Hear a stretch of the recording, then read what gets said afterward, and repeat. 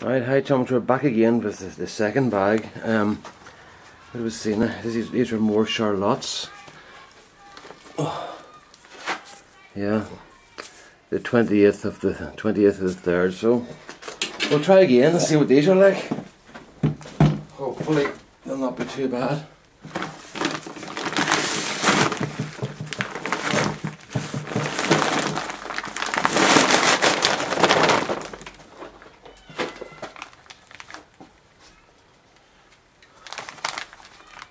Slugs.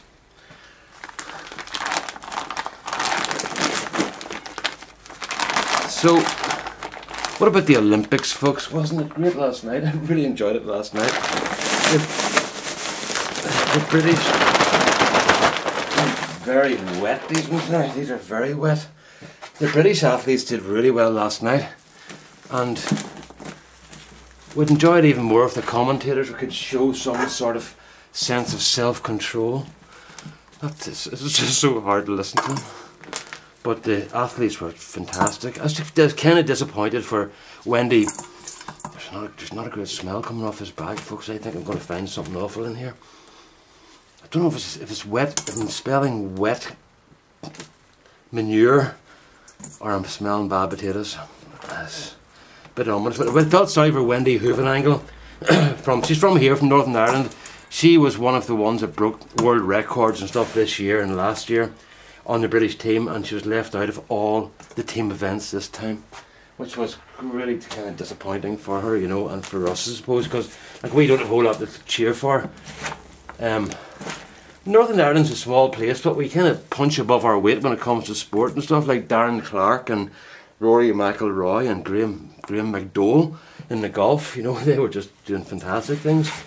And our boxers have always been really good, but we never had anybody in cycling like this before, like Wendy before, you know, so that was kind of exciting for us, you know.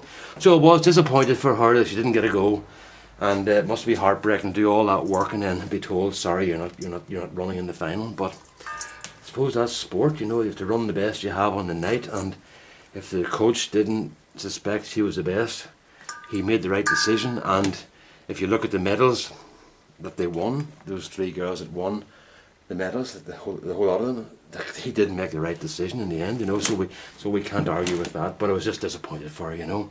But I must say it made good TV last night, and I have to say the atmosphere in the stadium is something else really to listen to. The people are really getting into it big time.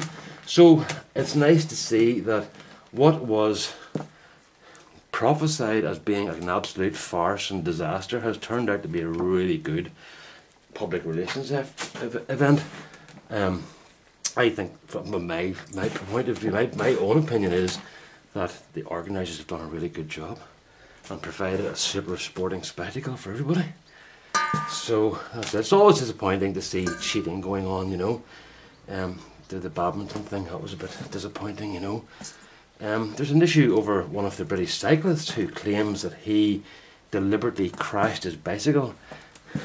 I'm not sure if it was to pretend he had a fault or just that he had to get a restart because he felt he hadn't got the best start, and if he got a restart he could do a better job, and they went on to win the gold medal.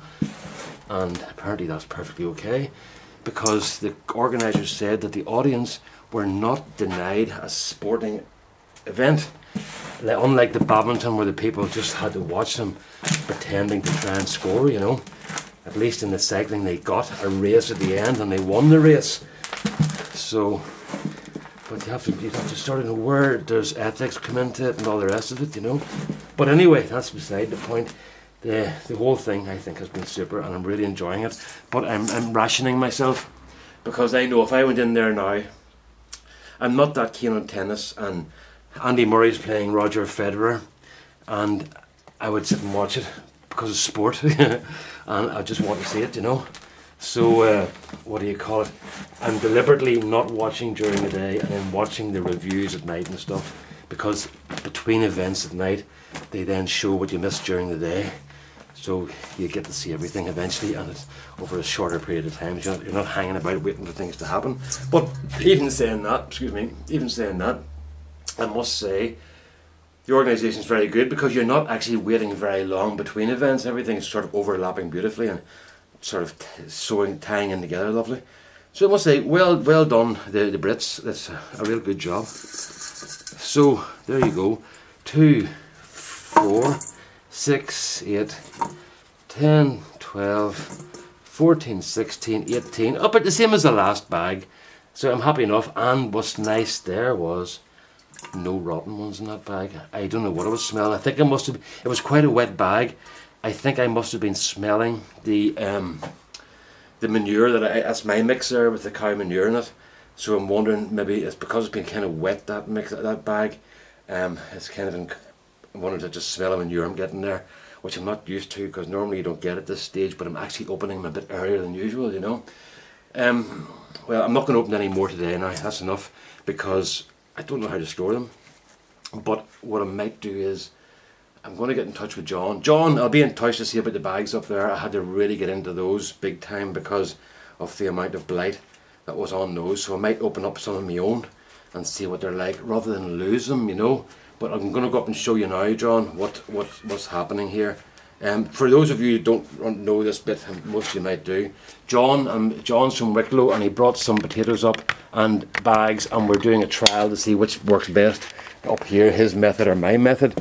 So we're just having a wee bit of a competition, and it's not serious. It's not serious. Have you ever heard of a competition that wasn't serious? Anybody who said competition isn't serious is well used to getting beaten. Right, anyway, there you are, John. Look, those are the Colleen's. They were showing, look, there's one up at the top, it's kind of green, but there's nothing wrong with it.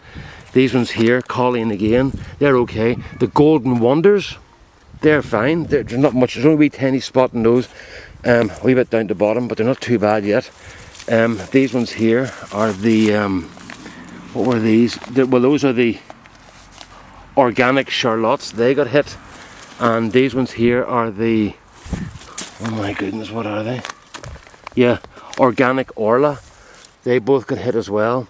And the Charlottes up at the end both got hit. But the ones here beside us, what are these ones? The, what are those called? Cara. Yeah, my Caras that I bought, they're both okay still. And the Gold Wonders are okay, but the rest are okay. Now, one thing I noticed, John, was when I was cutting the stalks back on these, some of them are very wet. But I've noticed they're not wet now, so maybe that's been okay. I've got it stopped in time. So I'll open one of my own bags and see what they're like. But I really love you to be here to see them getting opened, you know. So let me know what you want to do. I'll send you an email anyway, okay? So there you go, folks. And look at that. That's somewhere in Ireland. But look, I got my grass cut. And that grass was cut by my friend's son David, who's only 11.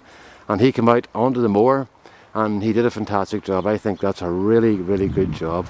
And he just wanted to he's very mechanically minded. He's got motorbikes and everything else.